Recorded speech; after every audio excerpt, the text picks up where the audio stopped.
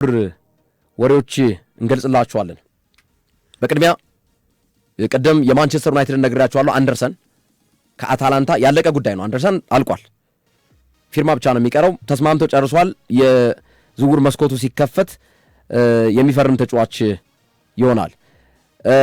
ከዛ ባለፈ እንግዲህ ከዝውውር ጋር ገና ከወዲሁ ከሚነሱ ተጫዋች መካከል የቼልሲው ኢንዞ ፈርናንዴዝ ይገኝበታል። ኢንዞ ፈርናንዴዝ ያው መልቀቅ እፈልጋለሁ ብሏል። ቼልሲን ግን ከፍተኛ ብር መድቧል። ይህንን ተጫዋች መውሰድ የሚፈልግ በሚል በጣም ከፍተኛ ገንዘብ ነው ቼልሲ ለዝውውር መስኮቱ የመደበው እና ልቡ ሸፍቷል። ምንም ጥያቄ የለውም። ኢንዞ ፈርናንዴዝ ልቡ ሸፍቷል ወደ ሪያል ማድሪድ። የቼልሲው ኢንዞ ፈርናንዴዝ ልቡ ሸፍቷል ወደ ሪያል ማድሪድ ለመግባት። በአንጻሩ ደግሞ ያው ትናንትም ገልጸነዋል። ሌላው በእንግሊዝ ፕሪሚየር ሊግ ጥሩ እንቅስቃሴ ሲያሳይ የቆየው የኒውካስሉ ጎርደን ባርሴሎና 70 ሚሊዮን ፓውንድ ነው አንቶኒ ጎርደን። እሱም ያለቀ ጉዳይ ነው፣ ተስማምቷል። ልክ አንደርሰን ወደ ማንቸስተር ዩናይትድ እንደሚመጣው ሁሉ ጎርደንም ወደ ባርሴሎና ያለቀ ጉዳይ ነው። ሌላውና ዛሬ በጣም ትልቁ ጉዳይ የሞርጋን ሮጀርስ ጉዳይ ነው። ሞርጋን ሮጀርስ የአስቶን ቪላ እግር ኳስ ክለብ ወሳኝ ተጫዋች ነው። ይህን ተጫዋች በጣም ትላልቅ ቡድኖች በከፍተኛ ሁኔታ ሲፈልጉት እንደነበር አይተናል። አሁን በዋናነት የአስቶን ቪላውን ሞርጋን ሮጀርስን ለማዛወር የተሻለ እድል ያለው ክለብ አርሰናል ሆኖ መጥቷል። አርሰናል በሚካኤል አርቴታ ትእዛዝ ሰጭነት ይህን ተጫዋች ፈልገዋለሁ ብሏል። ሁሊያን አልቫሬዝን ሌላኛው የአርሰናል ራዳር ቁጥር 1 የክረምቱ የዝውውር መስኮት ራዳር እንደሆነ ይታወቃል። አሁን ደግሞ ሞርጋን ሮጀርስ የአስቶን ቪላው ተጫዋች በአርሰናል ራዳር ውስጥ ገብቷል። ተጫዋቹ ወደ አርሰናል ለመዛወር የቀረበለትን ጥያቄም በደስታ እንደሚመለከተው በወኪሉ በኩል ይፋ አድርጓል። ግን የቀረበው ነው 80 ሚሊዮን ፓውንድ ነው። አርሰናል እስከ 80 ሚሊዮን ፓውንድ ቢያወጣ በሚል አይነት ነገር ነው። ስጋት የሆነው አስቶን ቪላ ደግሞ የ23 ዓመት ዕድሜ ያለው ተጫዋች ነው። እያሳየ ያለው ድንቅ ብቃት ነው። ስለዚህ ከ100 ሚሊዮን ፓውንድ በላይ ክፈሉን ነው አስቶን ቪላዎች ለሞርጋን ሮጀርስ የሚፈልጉት የዝውውር ዋጋ ከ100 ሚሊዮን ፓውንድ በላይ የሆነ 120-130 ሚሊዮን ፓውንድ ከፍላችሁ መውሰድ ትችላላችሁ ነው። አርሰናል እስከ 80 ሚሊዮን ፓውንድ ነው ለዚህ ለሞርጋን ሮጀርስ ለማውጣት ያቀደው ማለት ነው።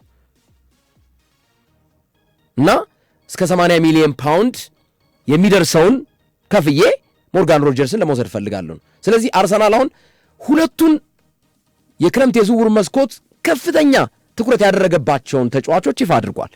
ሁሊያን አልቫሬዝ የአትሌቲኮ ማድሪዱ አጥቂ፣ ሞርጋን ሮጀርስ የአስቶን ቪላው የአጥቂ አማካኝ እና ይህንን ተጫዋች በሁለተኝነት አርሰናሎች አስቀምጠው የሞርጋን ሮጀርስም ወኪል እንደተናገረው ከሆነ አይ ልጁ ኮንትራት አለው ከአስቶን ቪላ ጋር ያለንን ጊዜ አሁን ስለሌላ ክለብ የምናስብበት አይደለም፣ ግን አርሰናል ትልቅ ክለብ ነው፣ ሁኔታውን ግን በጥሩ ጎኑ እንመለከተዋለን ብሏል። በደስታ እንመለከተዋለን ብሏል። ያው ብዙ ጊዜ ተጫዋቾች ሲፈለጉ እንደዚህ አይነት ሐሳብ ነው መስጠት የሚጠበቅባቸውና በጣም ብልህ የሆነ ወኪል እንዳለው ማሳያ ነው። ኢንዞ ፈርናንዴዝ ታስታውሳላችሁ ከቼልሲ ቤት ውስጥ 2 ጨዋታ የተቀጣው በሊያም ሮሴኒዮ እንዴ ሪያል ማድሪድ ጠይቆኝ እኔን ኧረ በፍጹም ሪያል ማድሪድ እምቢ የምልበት አንደበት እንኳን የለኝም። ስመኘው የነበረ ክለብ ስፈልገው የነበረ ክለብ በባህል ከስፔን ጋር አርጀንቲና፣ በቋንቋ በሁሉም ነገር እኮ ስፔን እንመርጣለሁ። ስለዚህ የሪያል ማድሪድን ጥያቄ በደስታ አቀበለዋለሁ። ሪያል ማድሪድን እስክቀላቀል ጓጉቻለሁ በሚል ሐሳቡ መግለጹ ነው ሊያም ሮሴኒዮን ያሳበዳቸው። 2 ጨዋታ ቀጥቻለሁ ያውም ወሳኝ በሚባልበት የጨዋታ መድረክ ከፖርትቬል ጋር እንኳን 7 ጎል አስቆጥሮ ያሸነፉበት ነው። ያን ያህል ብዛም ነው። ከማንቸስተር ሲቲ ጋር ግን ወሳኝ ጨዋታ ይሄኔ እዛ ላይ ነጥብ ይዘው ቢሆን ኖሮ አሁን ያሉበት ደረጃ ላይም ላይቀመጡ ይችሉ ነበር። ማለት አውሮፓ መድረክ መሳተፍ የሚችሉበት እድል ሊፈጠር ይችል ነበር። ሊያም ሮዜኒዮ እንዴት ይህን ወሳኝ ተጫዋቻቸውን ቢያንስ እንኳን አንድ ጨዋታ መቅጣት ይችላሉ፣ እንዴት በእንደዚህ ወሳኝ ጨዋታ ይቀጣሉ ተብሎ ሲወቀሱ የነበረበት ሂደት ነበር። ኢንዞ ለምን ሪያል ማድሪድ አልክ? ለቼልሲ ክብር የለህም። ቼልሲ እየተጫወትክ የቼልሲን ባጅ አድርገህ የቼልሲን አርማ አድርገህ ቼልሲ ደሞዝ እየከፈለ ቢያንስ እንኳን ለቼልሲ ክብር ስትል ዝምታ። አሁን እኔ የቼልሲ ንብረት ነኝ የሚሆነው ወደፊት እናየዋለን ብለህ ለምን ማለፍ አልፈለክም በሚል ነው ከሊያም ሮዜኒዮ ጋር እሳቸውም ላይ ቆዩ ነገር በዛ ክለብ ውስጥ ተጣልተው ተጋጭተው 2 ጨዋታ እንዲቀጣ የተደረገው ማለት ነውና የሞርጋን ሮጀርስ ኤጀንት ግን ብልጥ ነው የተናገረበት የገለጸበት መንገድ።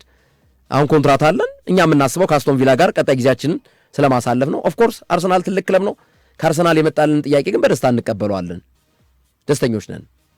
በትልቅ ክለብ መፈለግ በራሱ ትልቅ ነገር ነው። ግን እኛ እዚህ ያላጠናቀቅ ነው የቤት ስራ አለን። ከአስቶን ቪላ ጋር ተጨማሪ ድሎችና ተጨማሪ ጉዞዎችን አብረን እናከናውናለን የሚል ሐሳብ ነው የገለጸው ማለት ነው። ይሄ ማለት ደግሞ ያው ያስታውቃል ሞርጋን ሮጀርስ ብዙ ከትላልቅ ክለቦች ጋር መነሳት ኦፍኮርስ አስቶን ቪላ ኡናይ ኤምሪ ከመጡ በኋላ ተፎካካሪ አድርገውታል። ግን ትራዲሽናል ቶፕ 4 ነው አስቶን ቪላ ወይም አንድ ሰው ብድግ ብሎ የእንግሊዝ ቶፕ 4 ክለቦች ቢባል ሊጠቅሳቸው የሚችሉት ክለቦች አርሰናል፣ ማንቸስተር ሲቲ፣ ማንቸስተር ዩናይትድ፣ ሊቨርፑል እያለ ቶፕ 6 ደግሞ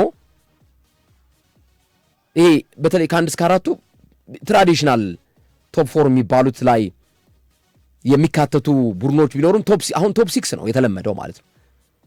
6ቱ የእንግሊዝ ምርጥ ክለቦች ነው የሚባል። ከዚህ በፊት ቶፕ 4 ነበር ያው ሻምፒዮንስ ሊግ ቶፕ 4 ስለሚያስገባ አሁን ቶፕ 6 እየተባለ ነው የሚገለጸው። ቶፕ 6 ውስጥ ትራዲሽናል ቶፕ 6 የምንላቸው ወይም 6ቱ ምርጥ ክለቦች በእንግሊዝ ቢባል የሚገለጹ ቡድኖች አሉ። ሊቨርፑል፣ ቼልሲ፣ ማንቸስተር ዩናይትድ፣ ማንቸስተር ሲቲ፣ አርሰናል፣ ቶተናም እያልን የምንገልጻቸው። አሁን ቶተናም ዘንድሮ ላለመውረድ ነው የሚጫወተው፣ ግን ትራዲሽናል ቶፕ 6 ነው።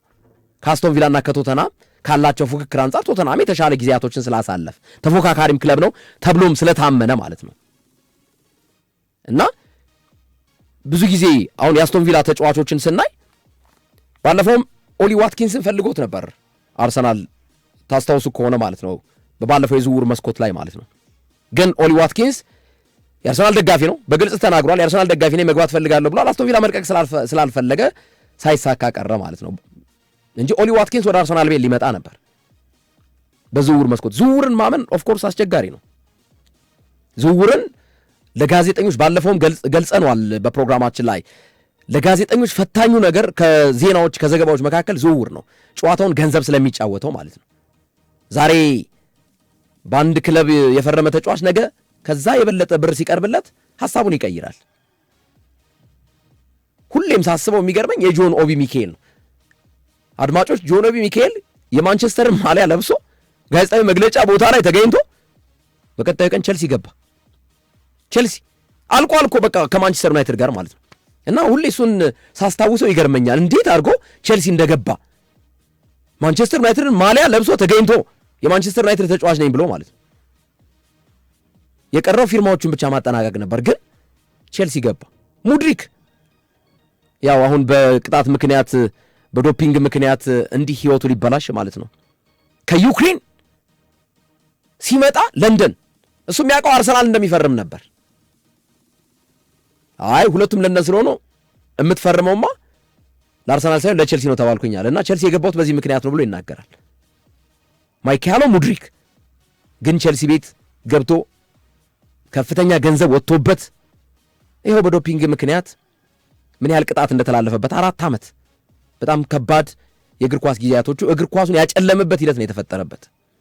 እና ዝውውርን ማመን ትንሽ ከባድ ነው፣ አስቸጋሪ ነው።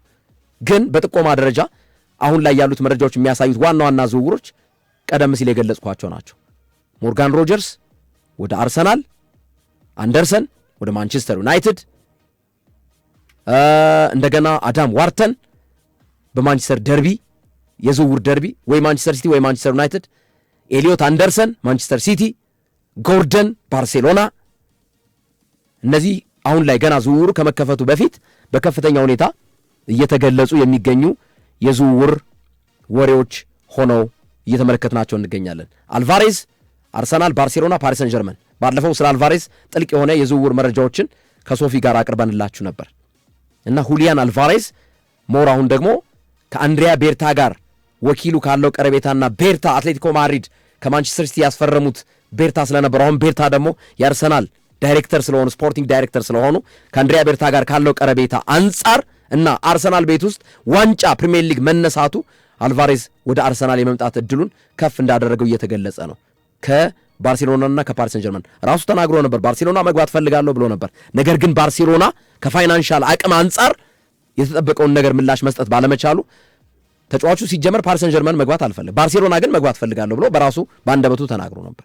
በኋላ ላይ ግን ፋይናንሻል ክፍተት በባርሴሎና ቤት በመፈጠሩ የተሻለ እድሉ ወደ አርሰናል ሆኗልና አርሰናል አልቫሬዝንና እንዲሁም ደግሞ ሞርጋን ሮጀርስን አሁን ላይ የሚወሩ የዝውውር ከፍተኛ ወሬዎች ሆነው አግኝተናቸዋል ማለት ነው።